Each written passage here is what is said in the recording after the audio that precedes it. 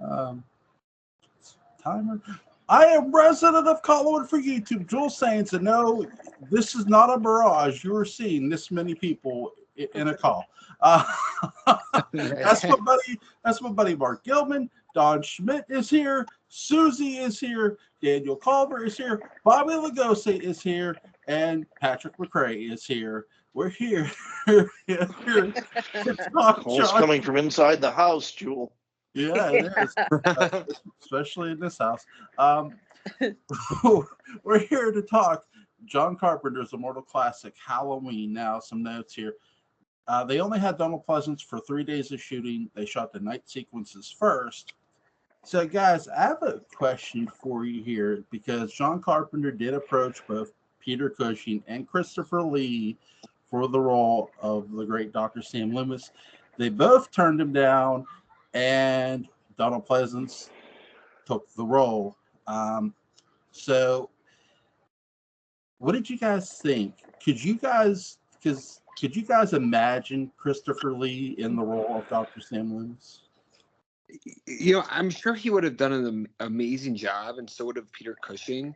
But it's so to me, the two of them are so larger than life horror icons. I felt I felt like Donald Pleasance was able to just dissolve into that role. Yeah, so I felt like it was it made it feel more realistic seeing him there. Whereas I feel like with Christopher Lee or Peter Cushing, it would have reminded me more of Dracula and Frankenstein. Mm-hmm. Yeah, I would say yeah. I personally can't imagine anyone other than Donald Pleasance playing the character. But other than the remake, but. That's just, what happened, so maybe if Christopher Lee got the role, maybe I'd say the same thing about him. Yeah. Mark? I think Christopher Lee would have done good, but at the same time, I'm glad it didn't happen because I think that the focus would have been more on him than Michael and Jamie Lee Curtis. I think he would have definitely gotten top billing, and it would have been promoted a new Christopher Lee movie rather than what it was. I think it would have taken away. Yeah. Susie? I think Mark makes an excellent point. It definitely he would have gotten top billing, and it would have taken away from everything else. That's one of the reasons why. Well, that's one of the reasons why I like this movie so much is because it's just, everybody's kind of the same in a way. There's nobody really, there's no star of the film. And just like Daniel said, I've watched the movie so many times, I can't picture really anybody else playing that role. Mm-hmm. Yeah. Dawn. I agree with everybody. I think Peter Cushing and Christopher Lee are great, but it would have been a distraction. And Donald Pleasance is a very good actor. Of course, I guess age doesn't matter here, but I think there was some of you may laugh. I think there was a big enough separation of him being eaten by a white corpuscle in one of my favorite movies of all time, which is Fantastic Voyage. He had just enough. Yes, it was, and it still holds up in my humble opinion.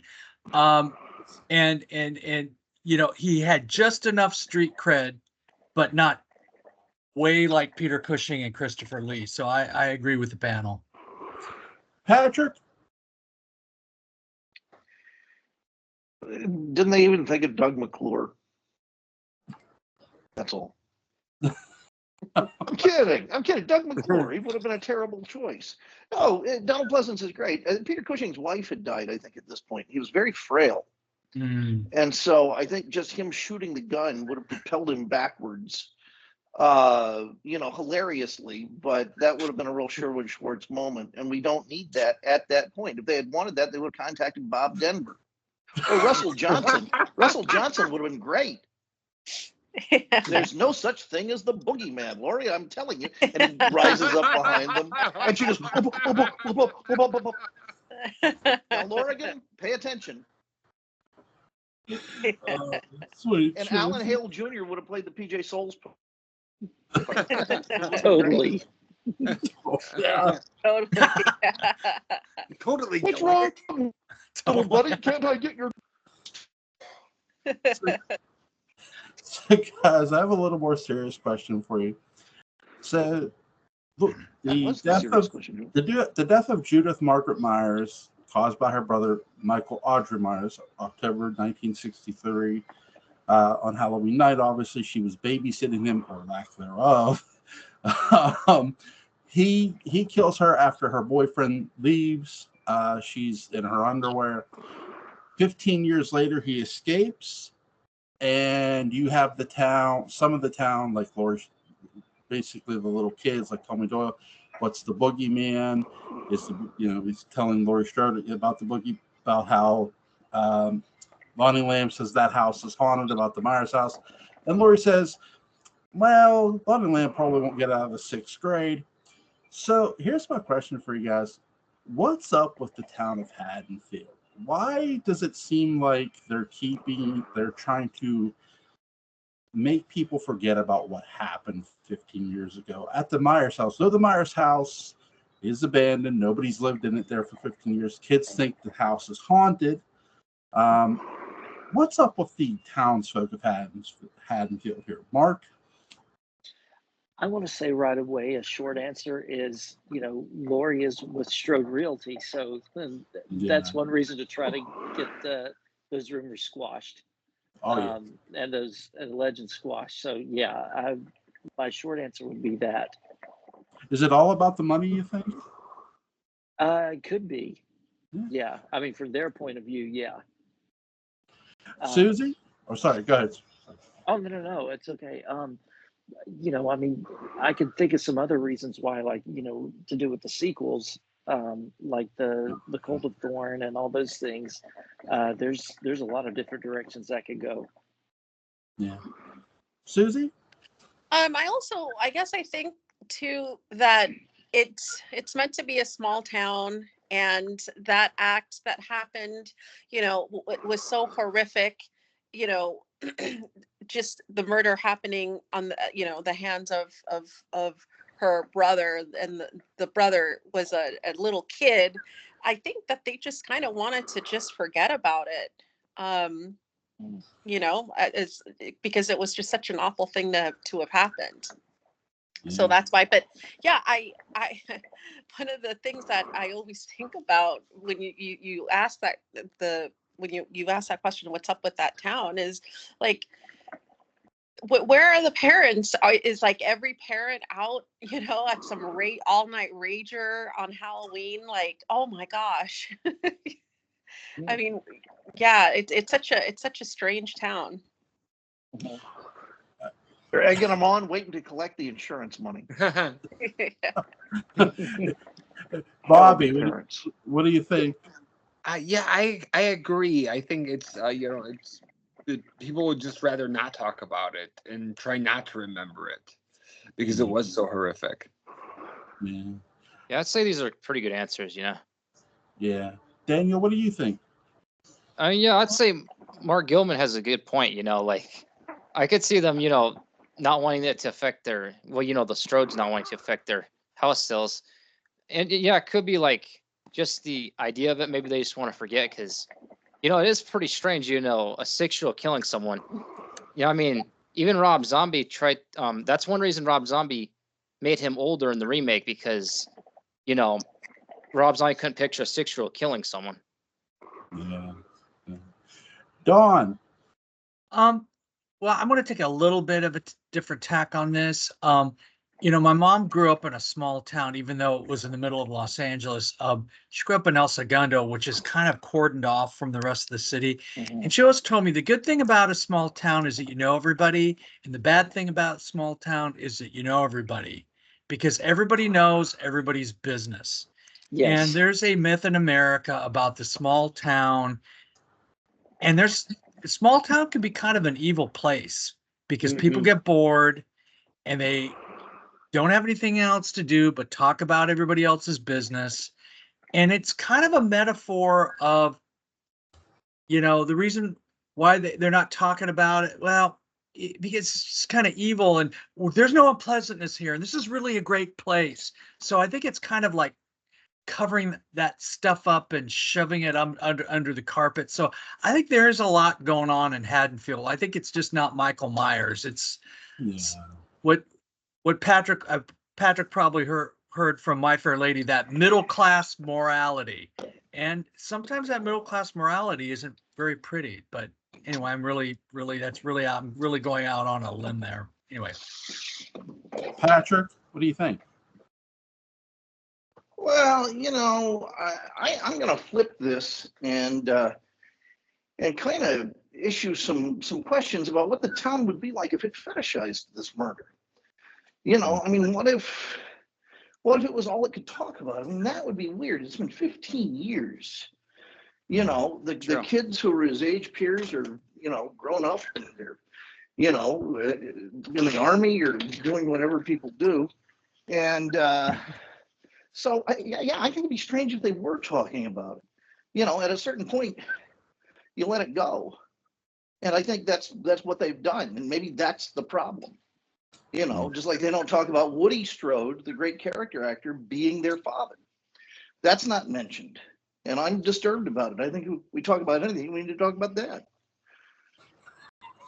Woody Strode was not the father. He was somebody's father. I'll go. We have very proud children. I'll go. Now you hate Woody Strode. I give up. I'll go a completely different direction. Laurie Strode is followed by a man who she doesn't know. There's a masked man following her, and she keeps seeing this man outside her school, at the bush. No one else keeps seeing him but her. Well, other than the two girls with her, Annie and Linda, who he drives by the car, but they think it's nothing. They think it's just some other guy. Laurie Strode, as she's coming back to her house, hears these kids, what it sounds like, screaming and crying at first, but they're pulling a Halloween prank. She goes, "Well, kiddo, I thought you outgrew superstition," meaning the boogeyman, something Tommy Doyle mentioned. Now, if you think about this, Laurie Strode, fictionally, is 17. Jamie Lee Curtis, by the way, is 19 when she does this role. So if Michael had never murdered his sister, Laurie is 17. Michael Myers is only 21. It's safe to say the boogeyman was always a thing in Haddonfield before Michael. I would say it had to be. And 15 years ago also, a man murdered. There was another murder in another town called Russellville. You don't hear too much about that murder in this movie. You do hear about it briefly, as me and Mark and Daniel touched upon in previous videos, where a man murders his wife and kids with a hacksaw. I do think there's just something going on in these, whether it's Russellville or Haddonfield, there's something going on here. It's one thing not to talk about a murder, but then you have sort of this superstitious lore going on about the boogeyman. And it's like, okay, what's the deal with this now? Forget Michael Myers for 10 seconds and tell me why every teenager or child, one thing for a child, but Laurie Strode is 17 years old and is scared shitless of the boogeyman. Why? For what purpose? That's troublesome. There's something going on in that town. I don't know what it is, and I'll never claim to know, but there's something wrong there. I want to bring up a point that was made earlier about you said where are the parents at, and we joked like they're out like partying. Well, I mean, if you look at it in a more serious light, if they're all out drinking, they're escaping their problems. Oh, yeah. They're so it's. I think it really goes with what you're saying. Is there something very much happening in this town? Almost, you're reminding me of Salem Black, kind of, and how there's like some inherent evil in the town, and like that's why, like, when the parents are not there, they're not taking responsibility for like what's going on in this town. They're stepping away from it, trying to hide from it. Yeah, I think the only real responsible two people, other than the babysitters, the sheriff, he seems to be very carefree because he's like, there's nothing going on here tonight. Kids are just He's a sheriff. parking, trick or treating, getting high. There's a lot going on. He has like a very innocent quality. Yeah, like a small town sheriff quality, almost like it's what you want in a sheriff, right? Yeah, like kind of like the Barney Fife kind of style, you know, like just hang up the sign, premarital sex all over the place. Just put up the sign. It's okay. It's a horror. Where is this town? Can I look there? If that's Yeah, kids in the 6th grade and they're premarital sex. I see a lot of pluses. Just saying. That sheriff is so in denial of just everything. I mean, when they pull up in the car, they're totally stoned and like he's not even like, he puts his head in the car and he doesn't even smell it. And then he talks about like the stuff that was ripped off from that store, and it's like stuff that was he's their plug. He's not going to let on. He's their plug. He's not letting on to that. Yeah. Right. Exactly. Oh my God. And what they need is Suzanne Summers, because as far as I'm concerned, she's the sheriff. Go ahead, Mark. There you go. I was just going to say, I'm going to bring a couple of things from Halloween 2, since it's the same night. I think that there has been something going on in Haddonfield, and that it's well known, and that it may be a safe place and the sheriff turns a blind eye, but I don't think it's exactly a safe space, and Lori knows, because like if you think of Halloween 2, the kid that his mom brought him to the hospital that had the razor blade, I mean, that shows that there's some evil people, that there's more shapes of evil besides Michael in that town. Yeah, and I think the sheriff's department and even Deputy Hunt in part 2 was saying that the only gunshots you hear are at the track meets at the local high school. They've got a blind eye turned toward it, but I think really cruel to those losers. Yeah, I know, right? Okay, all right. That broke me. Brutal. I'm sorry. No, you're fine. I think that they know that there's a lot going on, and that there's more shapes of evil other than Michael. Yeah, for sure. That makes sense. And one thing that with Halloween 2, Laurie knew about Michael Myers. Yeah. That's the thing too. Like, we're only talking about the first one tonight, but yeah, in Halloween 2, she's remembering things from her past.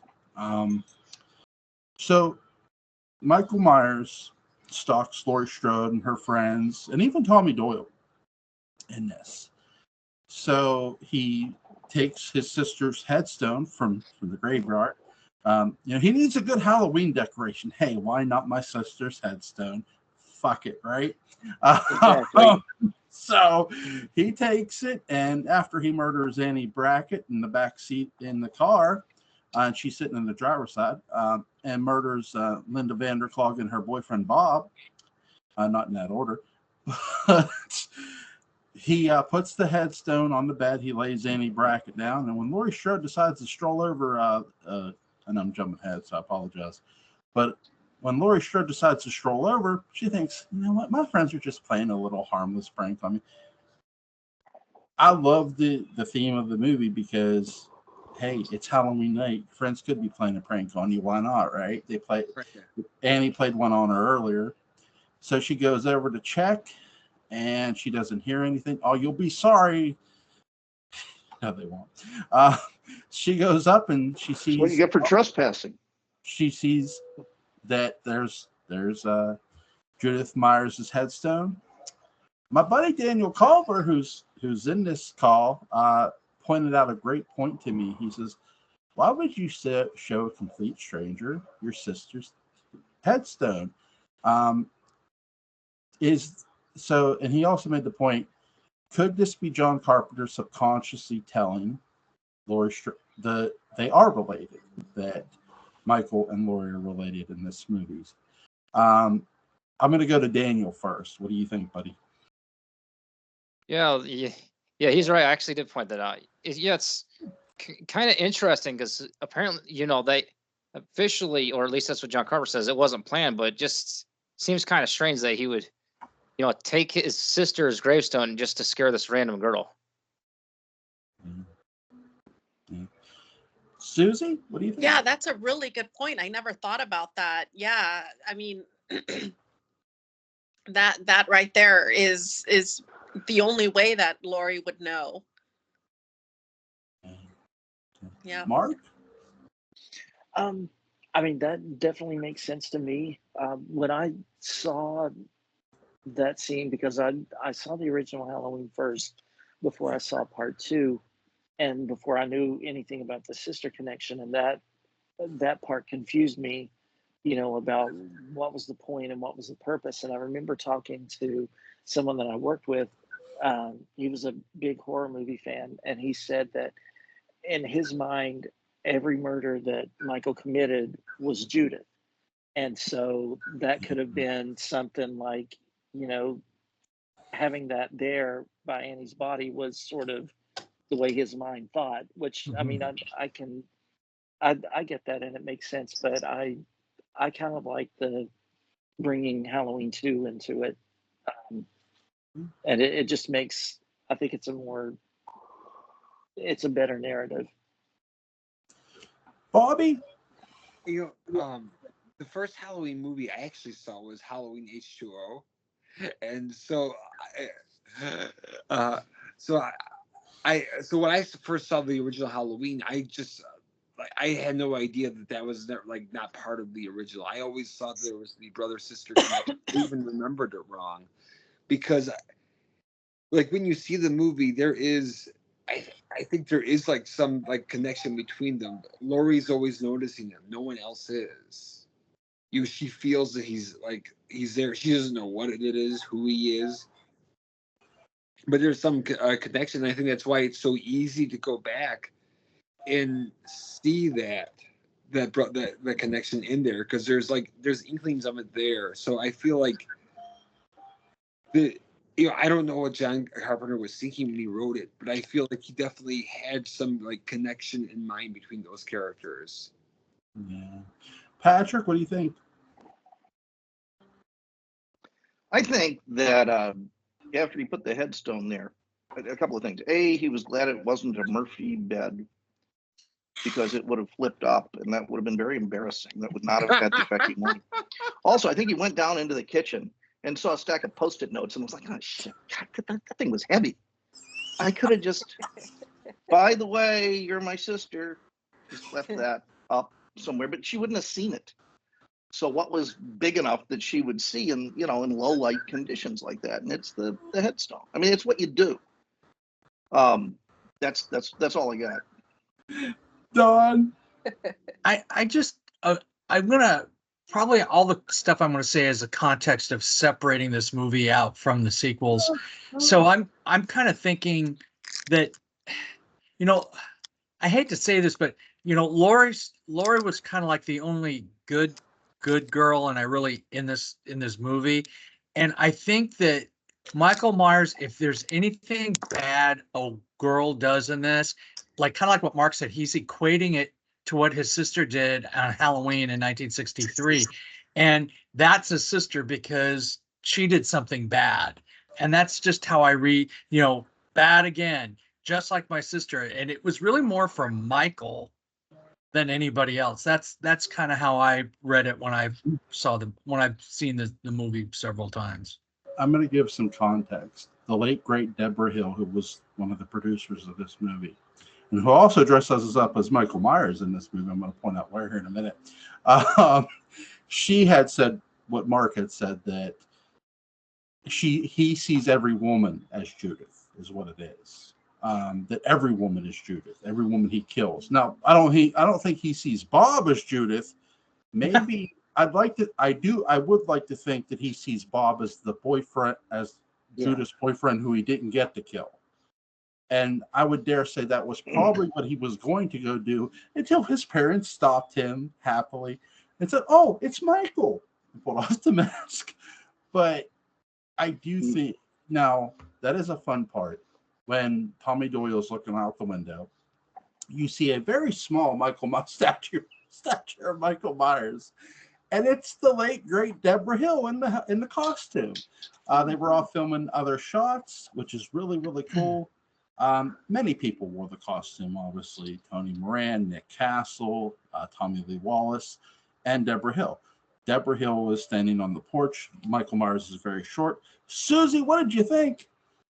What did I think? I didn't know that other people wore the costume. Oh, yeah. Yeah. There's so much that I didn't know about. I've been watching this film for years and years and years, and it wasn't until the last maybe 10 years that I found out that mask was a William Shatner mask. Captain Kirk, yeah. I had no idea, seriously. It's Mark, what did you think, man? I didn't. First of all, I didn't know that Deborah Hill said that that's what that was. So yeah, that was okay. That makes sense to me. Don, what did you think? About her wearing, I'm sorry, because I kind of lost track. About her wearing the outfit. Yeah, some cross-dressing going. Well, on. that Patrick, I didn't know that, and I didn't know that about the mask. So that's really interesting. But it shows you, and I'm going to kind of interject this just really quick. It shows you the tight budget that they were on, which is why this movie is so great. And I'm going to equate it really quick with the tight budget that Hitchcock was on with Psycho. And because they had that tight budget, they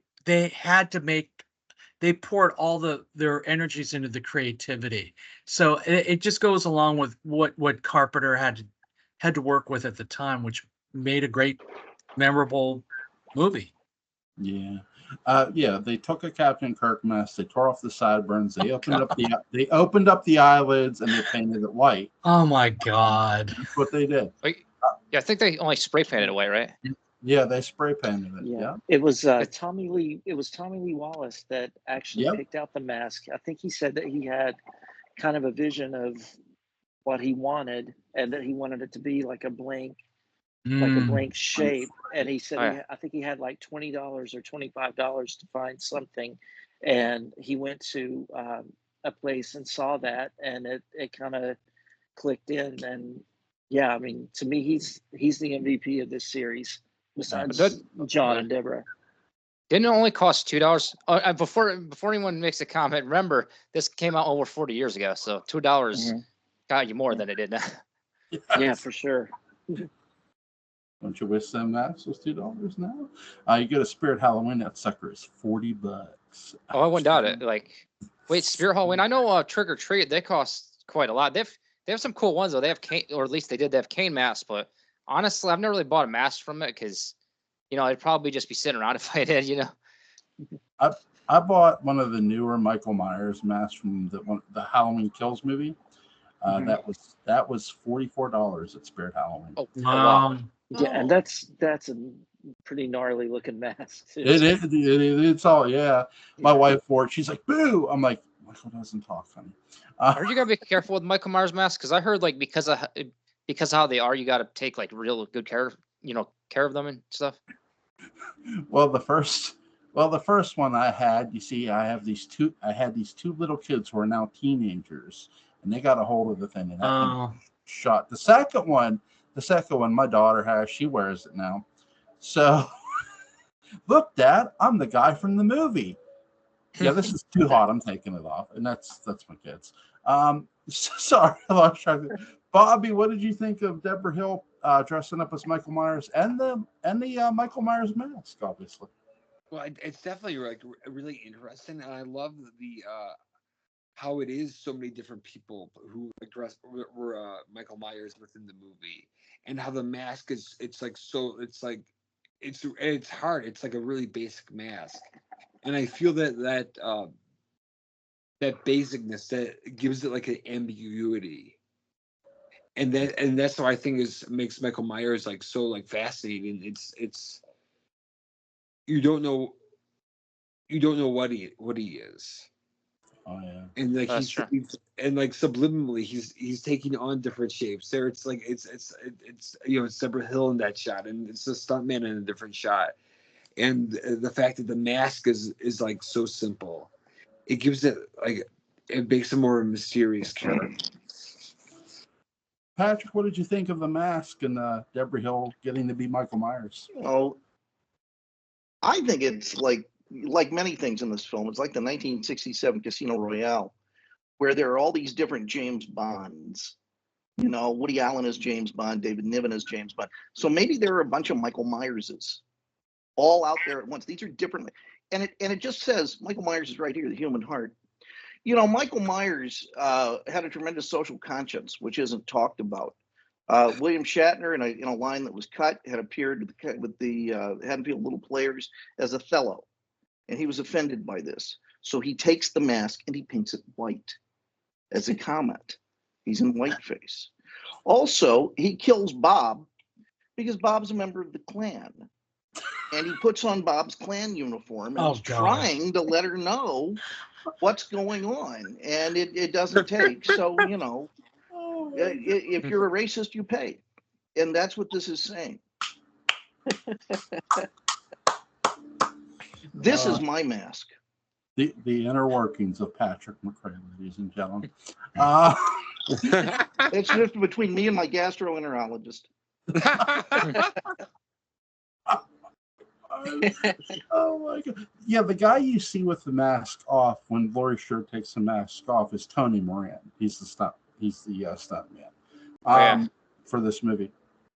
So they had paper leaves. They had to go around pick up every leaf after the take. What did you get? So Jamie Lee Curtis is completely unknown.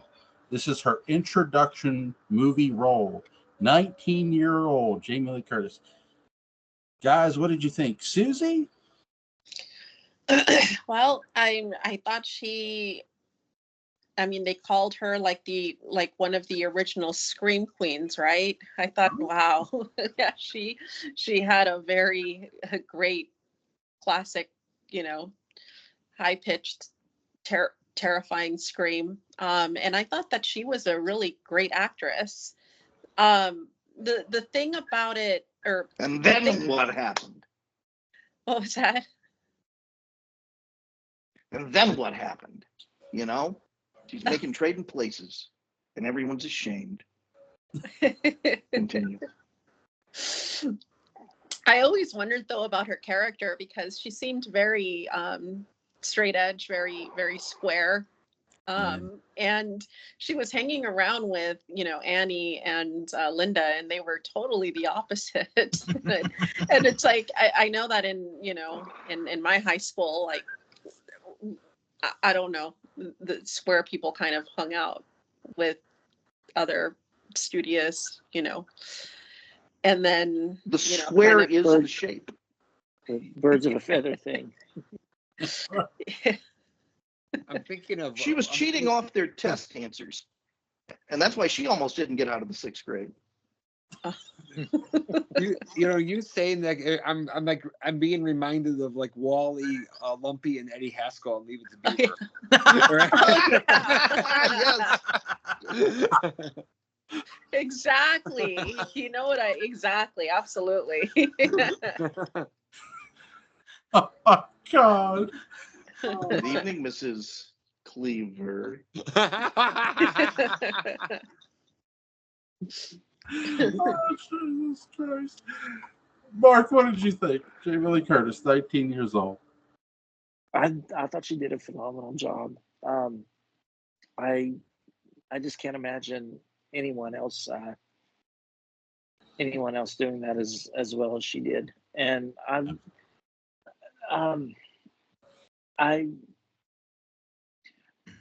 really like that she was.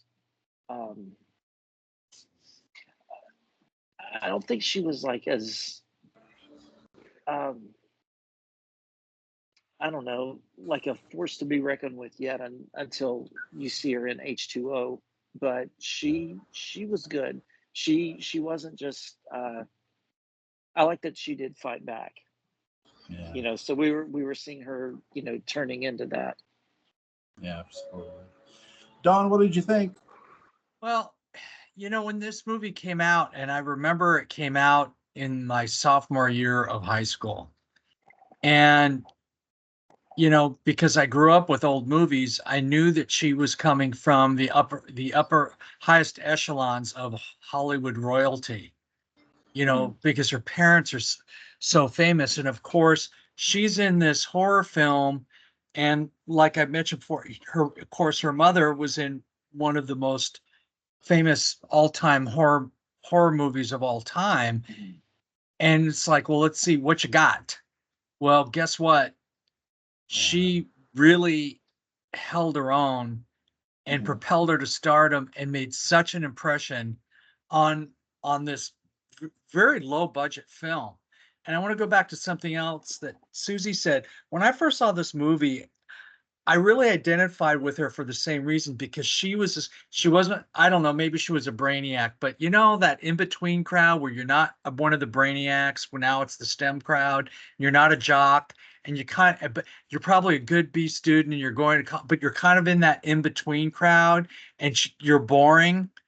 I really identified where she was really responsive. She wasn't smoking pot. She wasn't sleeping around. She was taking care of the kids. And you're right, Joe. I'm going to just sidebar that.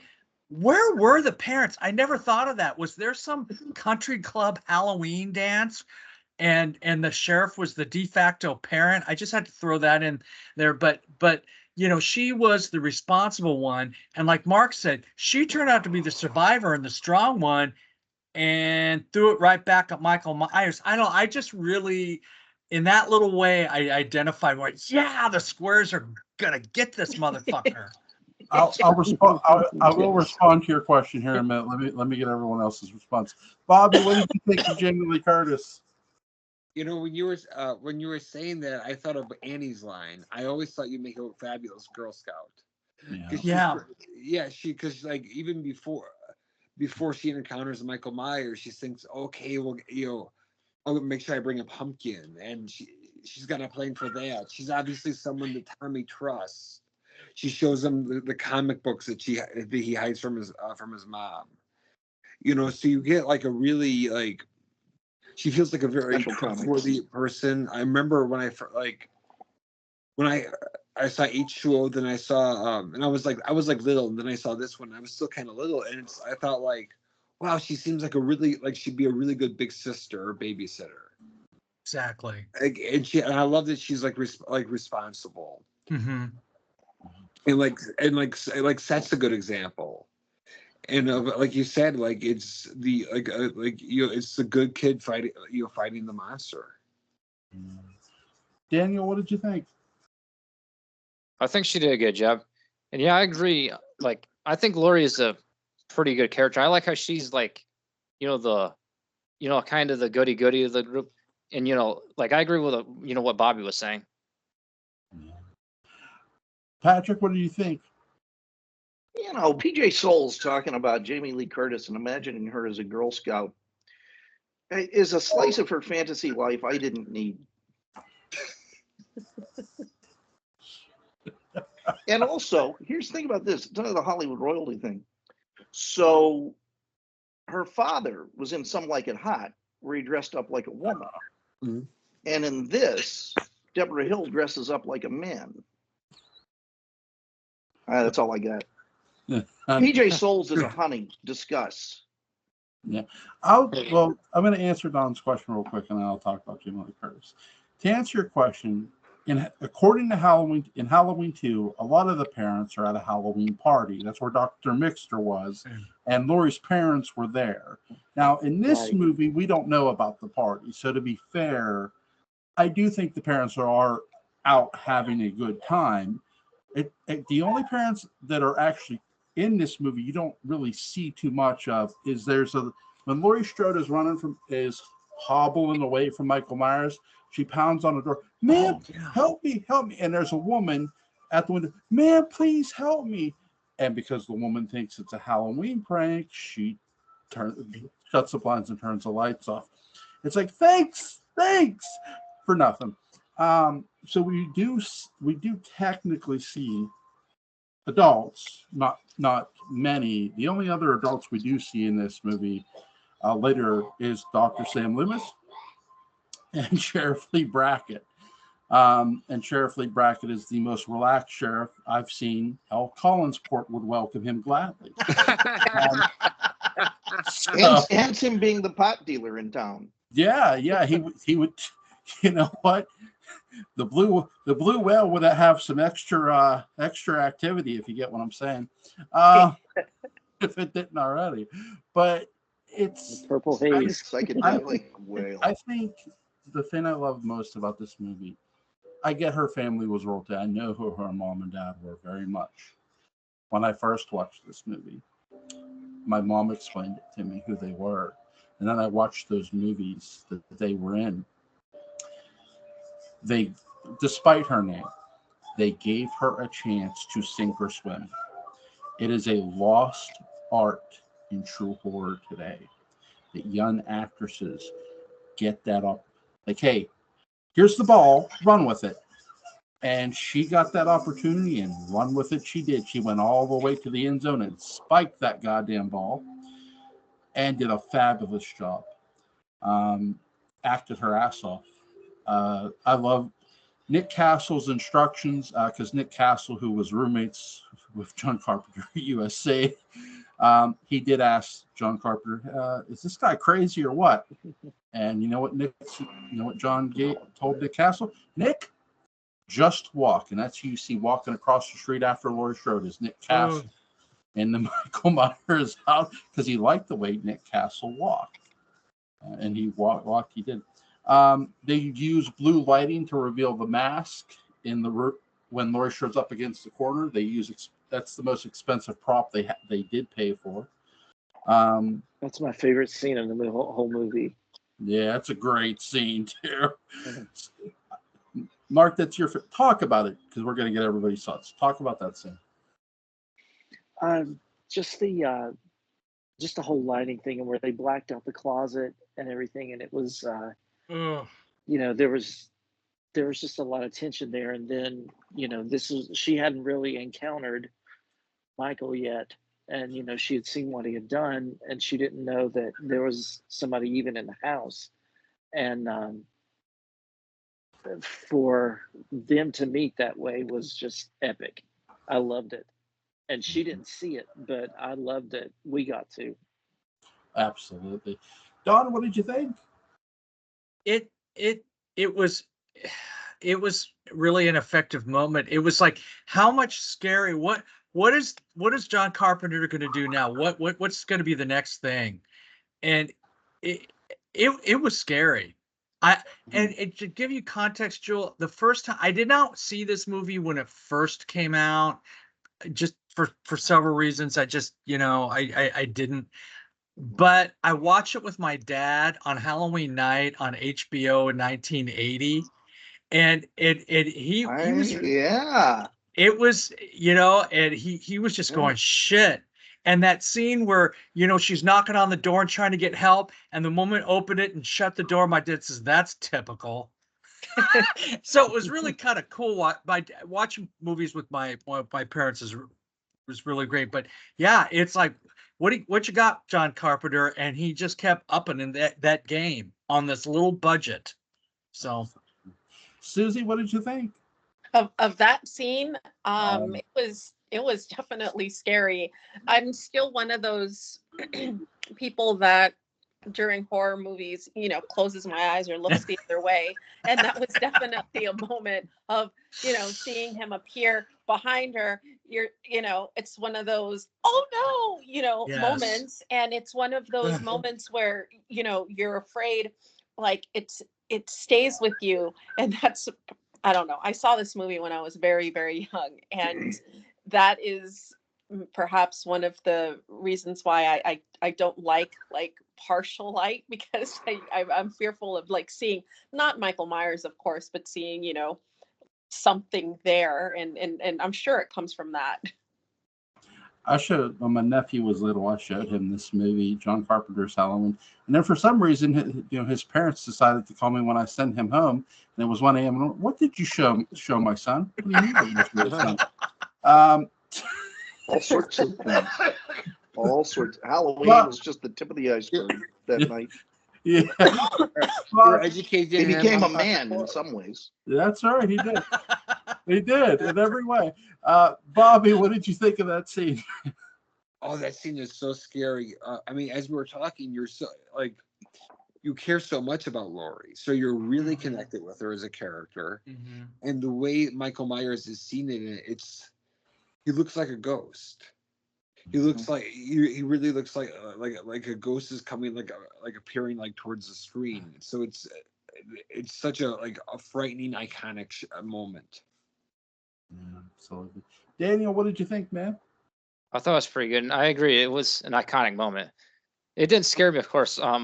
I'm actually the opposite of Susie. Like, I'm not scared of like any horror movies. Well, that I've seen so far.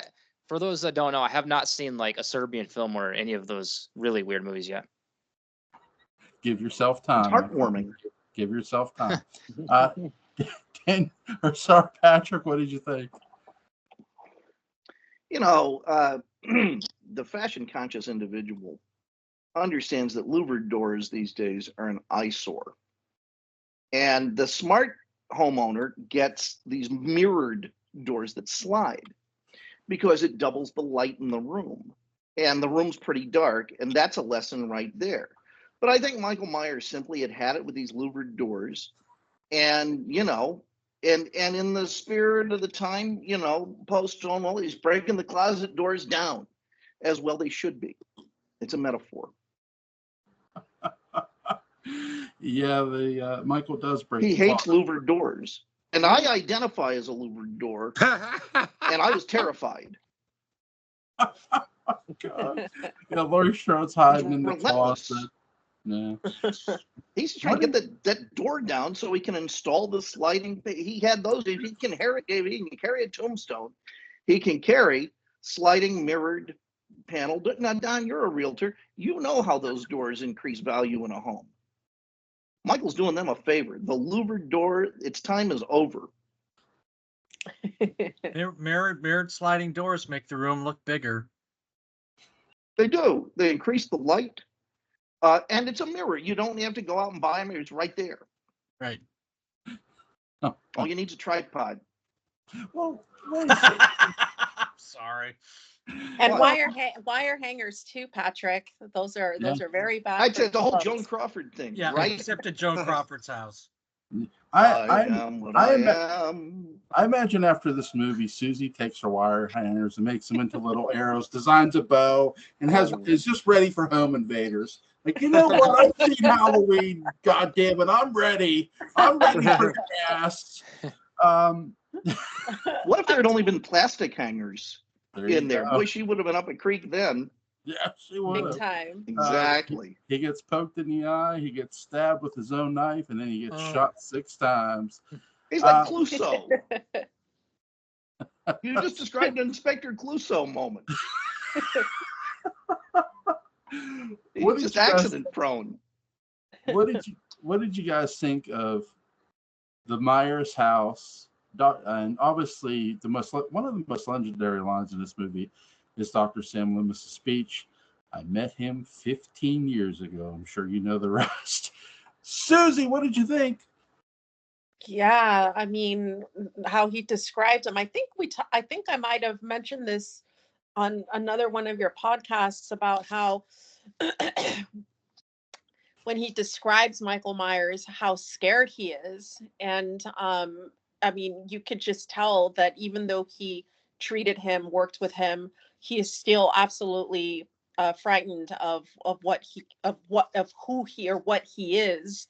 And you know, that just, I mean, that makes it, you know, that makes it for more of a frightening movie, because at this point we don't really know anything other than he's a killer. But him saying, you know, the thing about there's nothing, you know, the blackest eyes, and you just yeah, I mean, you could tell that he's very scared of him. Yeah. Mark. I'm a sucker for a good origin story, but I think in this movie, the less you know about Michael, the better. And I think that Loomis just giving you a few sentences to describe, you know, things, that's all you needed to know. I mean, it was just like in a few seconds, that's your origin story. That's all you need to know, and let the movie go on. Absolutely. Doc, what did you think? Well, yeah, Mark, I'm agreeing a lot with Mark tonight. You know, I think the less description for Michael, because, okay, so what is Michael? Michael, he is the boogeyman, and we all grew up scared of the boogeyman. Our parents talked about, or my parents talked about it. You know, you just had this sense of the unknown, or he's going to come through the window one night and grab you, and you're never going to be heard from again. And I actually, this is where I started, like, even as a teenager, I was really identifying with Tommy, you know, walking home from school and the car following you, and he knew there's something person in there was the boogeyman, and it was sticking with him. So I think John Carpenter's really playing on everybody's fears of the boogeyman, and Mark nails it by saying, yeah, Donald Pleasance was, or Dr. Loomis was kind of like, just from him being scared and giving you a few clues of how there's like this evil void there. That's all you need to know to make this effective. Bobby. I agree. I mean, the scariest thing of all is what you're imagining, what they don't show you, what you're seeing with your own mind. And that Imagining a line. And even like saying like the blackest eyes, the devil's eye, like that's something that you're thinking about. What did he see? Like what did they look like? So I feel I feel like they tell you just enough. Yeah. Daniel, what did you think, man? Yeah, I agree. You know, like, you know how it's, you know, like Loomis said like enough for him to sound scary. You know, I know, like I said, I'm not, you know, scared by this movie, but you gotta admit, if Michael Myers was real, it would be really scary. Like, that's where I could kind of understand people saying they would be scared of Michael Myers, because this dude is evil. And, you know, like Loomis said, he had the blackest eyes, the devil's eyes. Yeah. Patrick, what did you think? Well, the devil wants him back, for one thing. So, you know, they were just supposed to be a loner, and there he is with the poor Cain wandering around hell, falling into lava pits and so on. I want my eyes back. But all seriousness aside, I think, you know, boogeyman bad, boogie shoes good. You know, I mean, think about it. And I really blame the Haddonfield school system, because, you know, he escapes this mental asylum pretty easily if they had just kept him in the 6th grade, as is threatened with another, you know, child in the movie. You know, he'll be in the 6th grade forever. He never would have escaped. He'd be worried about a geometry test or something, and Haddonfield would be safe. Yeah, John Carpenter had visited a mental institution in Kentucky and saw a mental patient that was sitting in a chair staring at the wall, and it scared the shit out of John Carpenter. I can understand that. As someone who identified as a wall, Carpenter was creeped out by that. Yeah. Imagine, what if that were me? What if I were that wall? Yeah. You guys gave all great descriptions. I think Loomis being I didn't, but they did. Well, what's your description? You had a better description, my friend? No, that's all I got. Look, No. I don't dance. This is it.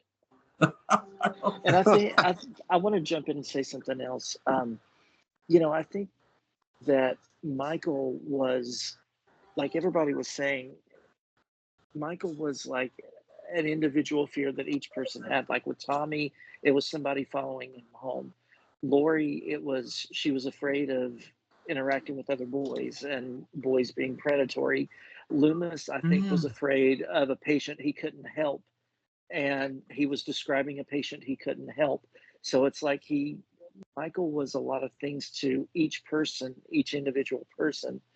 And I think even, Sheriff Brackett, he was, he liked to turn a blind eye and think that things were okay. He didn't want to believe, I guess, that someone could come to his town and do this to his town. So in a way, Michael was a lot of different manifestations of fear to each person. And, when they were describing him, they were describing their own individual fears of something they couldn't control. Mark Gillman, you are Buddha wrapped up in pages from the Encyclopedia Britannica.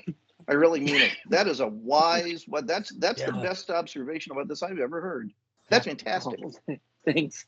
Absolutely. You guys did a great job. I have no more questions for you guys. Is there anything anybody wants to add before we get on out of here? Feels like a deposition all of a sudden. There is one thing I would like to add. I love the atmosphere of the movie. Yeah. How it has, I love how it's set on Halloween. How you have like those little snippets of the trick or treating, the pumpkin, them watching the horror movie. Like it's such a credit. It is the first like real like Halloween like horror movie set like on Halloween, and so major kudos to that because they really take advantage of the atmosphere. Mm-hmm. Guys, I have a perfect movie suggestion for all of us. Mark, I want to get you in on this too. Let's set up to review Lost Boys. Okay. Oh yes, that movie's good. Yeah, let's do it. Yeah. So when's a good day for you? Anytime next week will be fine. Okay, so is next Friday good? Mm-hmm. Dawn? I'm checking. That's good for me though. Good Fridays in late April. Those vampires were I'm like my saying. first crush. I'm you know what? I'm available. There you go. Susie, you down for Lost Boys next Friday? Oh yeah. Bobby, Yeah, that sounds great. Daniel? Yeah, I'm available too. Patrick? I looked like Corey Feldman when that movie came out, so yes. I saw that post that was made on Twitter where you guys said that you look like Corey Feldman. It's Yeah. eerie. Except Patrick was cuter. Yeah. And not annoying. That's true. And not annoying. Well, Anyway. I won't say that. I didn't do a music video that cut away to some poor woman tied up, and that's the big conspiracy about Corey Feldman now. You know about that, right? Yeah. Look it up. Oh yeah, He's a Corey's weird Angels. Oh my God. Yeah. So next Friday. I prefer Charlie's. Next Friday, we're covering Lost Boys. Links to Patrick McCray's Dark Shadows Day book about is going to be in the description box. Link to Bobby Lugosi's Lugosi Theater is going to be in the description box. Link to Daniel Culver's YouTube channel, Killenberg, is going to be in the description box. Link to Mark Gillman's YouTube channel is going to be in the description box. Susie, Dawn, Mark, Patrick, Daniel, Bobby, thank you all so very much for this lovely evening. You too. Good to talk to you guys. Thank you. Thanks, Joel. God bless John Saxon. Yep. Yes. Everyone.